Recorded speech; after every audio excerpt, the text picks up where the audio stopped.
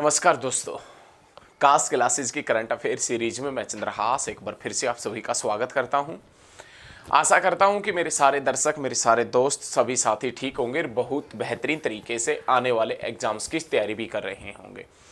प्यारे साथियों, उसी तैयारी को और बेहतरीन बनाने के लिए मैं आपके सामने बहुत ही ज़बरदस्त करंट अफेयर की एक क्लास लेके आया हूँ। आप मेरे साथ में बने रहना, आप मेरे साथ में वीडियो पर अंत तक जरूर बने रहें और देखें करंट अफेयर सीरीज। वीडियो पसंद आए तो लाइक करना, कमेंट करना और शेयर भी करना। दोस्तों, बहुत ही ज़बरदस्त तरीके से आज हम करंट अफेयर पढ़ेंगे। आज का अपना पहला क्वेश्चन है कि एशिया कप 2022 का फाइनल खिताब किसने जीता है। आपको भी पता होगा दोस्तों, एशिया कप 2022 बहुत शानदार क्वेश्चन है। एशिया कप 2022 का खिताब किसने जीता है? तो एशिया कप 2022 का खिताब किसने जीता है दोस्तों? श्रीलंका। और श्रीलंका ने किसको हराया है रे? तो लुच्चे पाकिस्तान को हराया है। और कितने रन से हराया है? तो दोस्तों 23 रन से हराया है। बहुत जबरदस्त क्वेश्चन है कि एशिया कप 2022 का खिताब किसने जीता है। तो दोस्तों आप बता देना, एशिया कप 2022 का खिताब श्रीलंका ने जीता है। किसको हराकर जीता है? पाकिस्तान को हराकर। कितने रन से हराकर जीता है? तो आप बताएंगे 23 रन से हराकर। अब एशिया कप 2022 का जिक्र आया है तो प्यारे साथियों ध्यान रखिएगा, एशिया कप है ना, ये कौन आयोजित करवाता है? तो एशियाई क्रिकेट जो काउंसिल है, एशियाई जो क्रिकेट काउंसिल है ना, वो इसको आयोजित करवाती है। एशियाई क्रिकेट काउंसिल की स्थापना 1983 में हुई थी। 1983 में, जिसका मुख्यालय दोस्तों श्रीलंका की राजधानी कोलंबो में, जिसका मुख्यालय स्थित है। लेकिन बीसीसीआई की स्थापना कब हुई थी दोस्तों? 1928 में हुई थी। और दोस्तों आईसीसी की स्थापना कब हुई थी? तो दोस्तों आप बता देना 1909 के अंदर। जिसका मुख्यालय कहाँ है? तो आप बताएंगे दुबई में। दुबई कहाँ है? संयुक्त अरब अमीरात में। राजधानी क्या है? अबू धाबी है। ठीक है ना, क्लियर हो जाना चाहिए, किसी भी प्रकार का डाउट आपके मन में नहीं रहना चाहिए। एशिया कप 2022 का खिताब किसने जीता है? श्रीलंका। किसको हराकर जीता है? पाकिस्तान। कितने रन से हराकर जीता है दोस्तों? तो आप बता देना 23 रन से हराकर जीता है। और एशियाई क्रिकेट काउंसिल की स्थापना 1983 में, जिसका मुख्यालय कोलंबो में। बीसीसीआई की स्थापना दोस्तों 1928 में, जिसका मुख्यालय मुंबई में। और दोस्तों आईसीसी की स्थापना 1909 में, जिसका मुख्यालय कहाँ है? दुबई में। और दुबई कहाँ है? संयुक्त अरब अमीरात में, जिसकी राजधानी क्या है? Abu Dhabi. हाल ही में किस देश ने अपने आप को परमाणु संपन्न बनाया है? हाल ही में दोस्तों किस देश ने किस देश ने अपने आप को परमाणु संपन्न बनाया? किस देश ने अपने आप को परमाणु संपन्न बनाया है? दोस्तों बहुत जबरदस्त क्वेश्चन है, बहुत शानदार क्वेश्चन है कि हाल ही में किस देश ने अपने आप को परमाणु संपन्न बनाया है? हाल ही में किस देश ने अपने आप को परमाणु संपन्न बनाया है? तो दोस्तों आप बता देना, उत्तर कोरिया ने। हाल ही में किस देश ने अपने आप को परमाणु संपन्न घोषित किया है? तो हाल ही में किस देश ने अपने आप को परमाणु संपन्न घोषित किया है? तो दोस्तों आप बता देना, उत्तर कोरिया ने अपने आप को परमाणु संपन्न देश घोषित किया है। हाल ही में किस देश ने अपने आप को परमाणु संपन्न बनाया है? तो दोस्तों आप बताएंगे, उत्तर कोरिया ने अपने आप को परमाणु संपन्न बनाया। उत्तर कोरिया कौन से महाद्वीप में है दोस्तों? जापान में। और उत्तर कोरिया का जो तानासा है ना, तानासा, जिसका नाम क्या है? तो आप बताएंगे किम जोंग उन है। इसने अपने आप को ये कह दिया कि उत्तर कोरिया भाई साहब एक परमाणु संपन्न देश है। हाल ही में किस देश ने अपने आप को दोस्तों परमाणु संपन्न देश घोषित किया है? तो आप बताएंगे, उत्तर कोरिया ने। और उत्तर कोरिया और दक्षिण कोरिया के बीच में 38वीं समानांतर रेखा है। आपसे यदि क्वेश्चन पूछे कि 38वीं समानांतर रेखा कौन से दो देशों के बीच में है? उत्तर कोरिया और दक्षिण कोरिया के बीच में। 49वीं समानांतर रेखा अमेरिका और कनाडा के बीच में। 17वीं समानांतर रेखा उत्तर और दक्षिणी वियतनाम के बीच में। और 24वीं समानांतर रेखा, 24वीं पैरेलल लाइन का जिक्र करें ना, तो 24वीं समानांतर रेखा कौन से दो देशों के बीच में स्थित है? तो भारत और पाकिस्तान के बीच में स्थित है। बहुत जबरदस्त तरीके से पढ़ रहे हैं दोस्तों, बहुत ही शानदार तरीके से। आप वीडियो पर अंत तक जरूर बने रहना। और वीडियो यदि पसंद आए तो वीडियो को ज्यादा से ज्यादा स्टडी ग्रुप में शेयर भी करना, ठीक है ना। नेक्स्ट क्वेश्चन देखें, हाल ही में सुप्रीम कोर्ट के किस पूर्व मुख्य न्यायाधीश का निधन हुआ है? हाल ही में सुप्रीम कोर्ट, अपना जो सर्वोच्च न्यायालय है, देश का सर्वोच्च न्यायालय, हाल ही में सर्वोच्च न्यायालय के किस पूर्व मुख्य न्यायाधीश का निधन हुआ है? पूर्व मुख्य जो न्यायाधीश था, चीफ जस्टिस था, उसका निधन हुआ है। तो दोस्तों आप बता देना, बहुत शानदार प्रश्न है, आप नोट कर लीजिए। हाल ही में सुप्रीम कोर्ट के किस पूर्व मुख्य न्यायाधीश का निधन हुआ है? तो दोस्तों आप बता देना, के एन सिंह का निधन हुआ है। के एन सिंह का निधन हुआ है। और ये सुप्रीम कोर्ट में मुख्य न्यायाधीश 1991 में रहे थे। और 1991 में दोस्तों कब रहे थे? 1991 में रहे थे। और 1991 में कब रहे थे? तो आप बता देना 25 नवंबर से 12 दिसंबर तक रहे थे। बहुत थोड़े दिन के लिए रहे थे।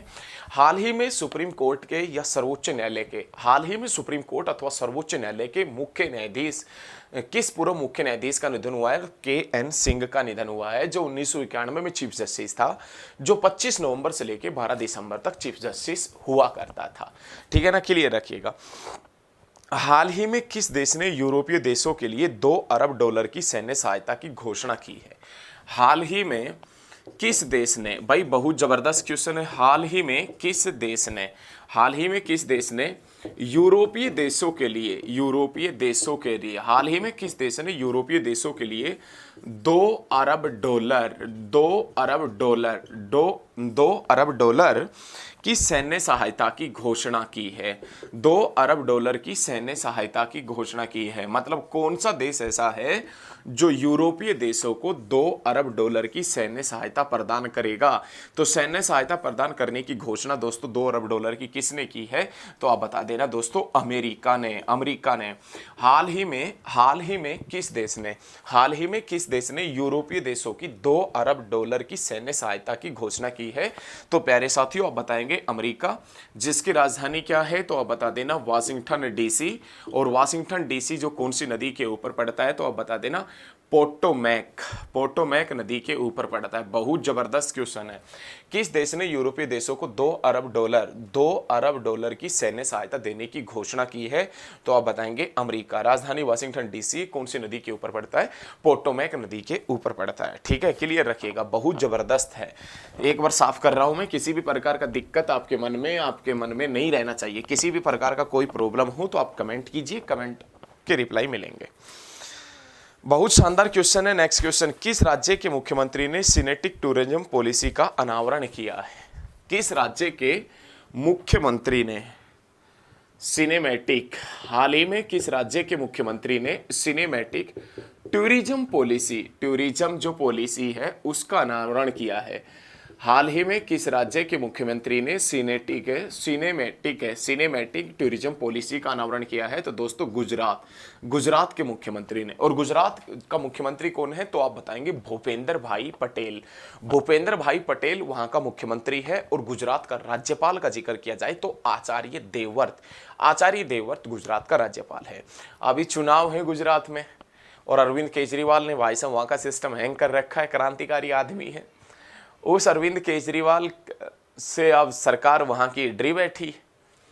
तो गुजरात में चुनाव है और चुनाव से पहले बहुत सी घोषणाएं गुजरात के अंदर की जा रही है, बहुत ज्यादा मात्रा में घोषणाएं की जा रही है। तो प्यारे साथियों, हाल ही में सिनेटेक जो टूरिज्म पॉलिसी है ना, वो किस राज्य सरकार ने शुरू की है? तो आप बताएंगे गुजरात की सरकार ने सिनेटेक जो टूरिज्म पॉलिसी है उसकी शुरुआत की। गुजरात सरकार मतलब गुजरात का राज्यपाल आचार्य देवव्रत और गुजरात का मुख्यमंत्री भूपेंद्र भाई पटेल है। केंद्रीय पर्यावरण मंत्रालय ने हाल ही में किस राज्य के लिए नई तटीय क्षेत्र प्रबंधन योजना शुरू की है? एक बार क्वेश्चन क्या है वो देखें। केंद्रीय पर्यटन मंत्रालय ने, पर्यटन मंत्रालय ने किस राज्य के लिए, दोस्तों किस राज्य के लिए, केंद्रीय जो पर्यटन मंत्रालय है इसने किस राज्य के लिए नई तटीय क्षेत्र प्रबंधन नीति, नई तटीय क्षेत्र प्रबंधन योजना की घोषणा की है? किस राज्य के लिए?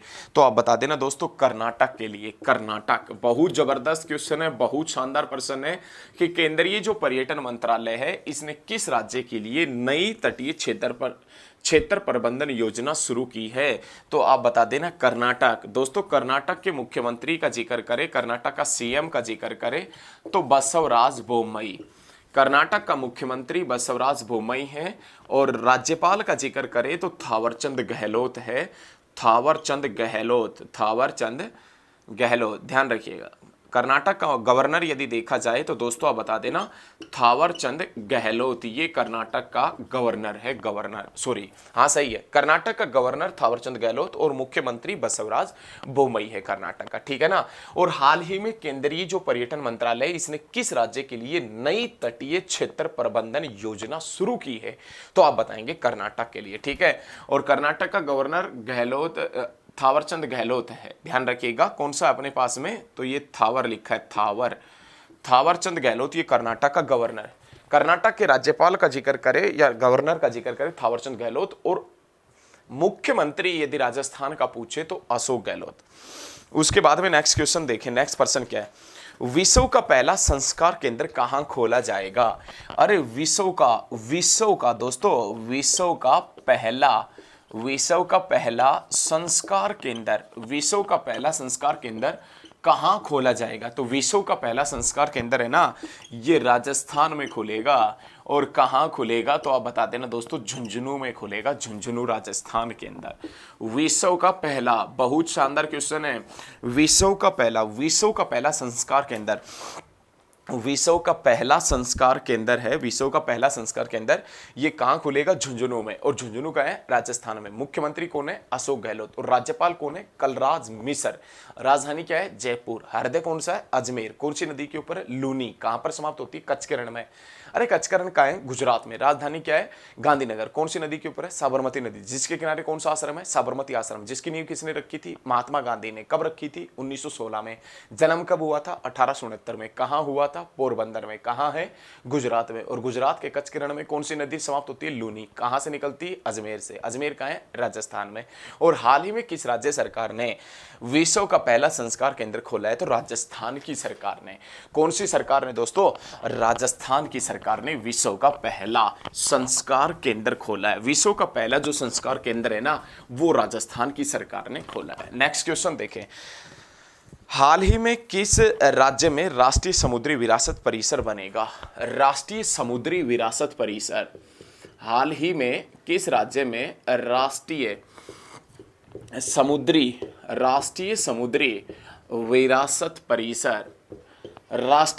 विरासत परिसर बनेगा? हाल ही में किस राज्य में राष्ट्रीय समुद्री विरासत परिसर बनेगा? तो दोस्तों आप बताएंगे गुजरात के अंदर। हमने बताया गुजरात में अभी चुनाव है, बहुत सी घोषणाएं होगी और होना बाकी है।